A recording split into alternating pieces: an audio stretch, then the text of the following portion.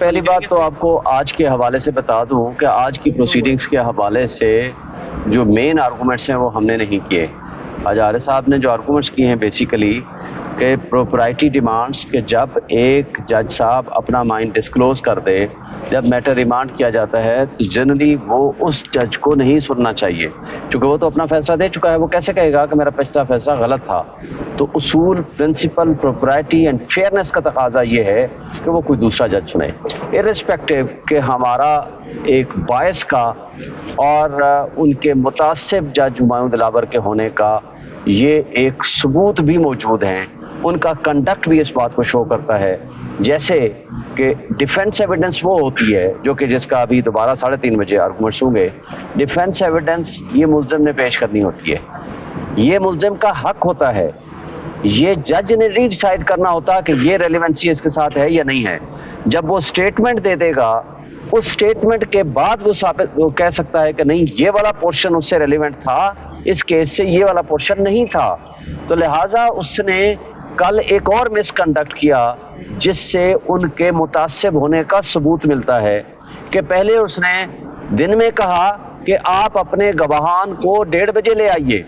जब जाकर उनको एप्लीकेशन दी गई कि जी हमारे गवाह कुछ कराची में हैं, उनको कम से कम 1 से 2 दिन का टाइम दीजिए ताकि वो वहां से ट्रैवल करके आ सकें, तो उसने कहा नहीं, ये मैं डिसमिस कर रहा हूं क्योंकि इररिलेवेंट है।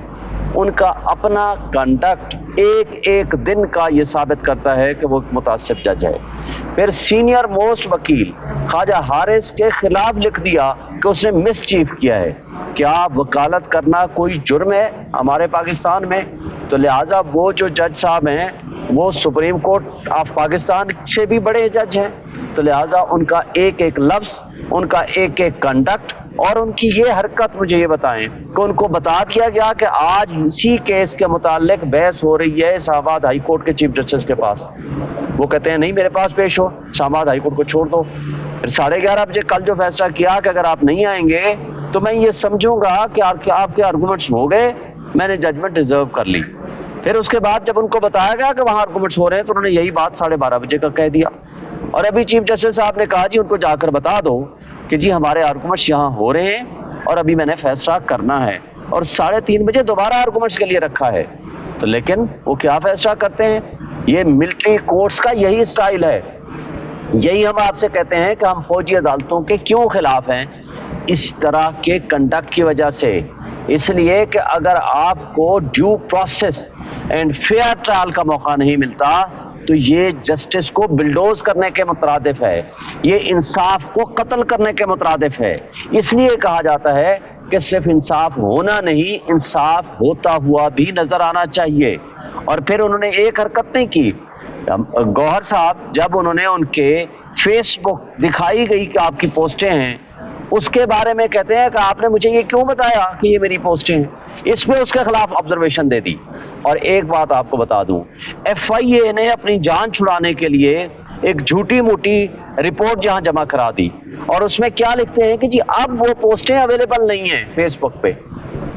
इनको नहीं पता कि भाई फेसबुक पे आज अगर कोई डिलीट कर दे तो आप उसको रिट्रीव करा सकते हैं। फिर आप फेसबुक को लिख सकते हैं कि जनाब 90 डेज में उनके पास पूरा रिकॉर्ड मौजूद होता है। क्या आपने उसकी फॉरेंसिक रिपोर्ट कराई है? और फिर क्या आपने जज साहब से सवाल जवाब किया है? क्या उससे मोबाइल जब्त किया है ताकि जिससे वो आप रिट्रीव कर सकें वो पोस्टें? तो ये इस तरह की FIA की रिपोर्ट जाहिर करती है कि ये जज साहब हुमायूं दिलावर के साथ मिले हुए हैं और उसको सपोर्ट करना चाहते हैं, ताकि उसका ये आपको एक बात और भी पता होनी चाहिए। जस्टिस अतर मुल्ला जब चीफ जस्टिस थे, उन्होंने ये बाकायदा डायरेक्शन जारी की थी कि कोई भी जज ना व्हाट्सएप में ग्रुप बनाए, ना इस तरह का सोशल मीडिया फेसबुक वगैरह इस्तेमाल करे। ये आज 2023 तक इस्तेमाल करते रहे हैं। It is a misconduct on the part of the जज। क्या इसमें मैं एक आपके तवज्जुह से पूछूंगा, आज तक उनके खिलाफ कोई एक्शन हुआ है?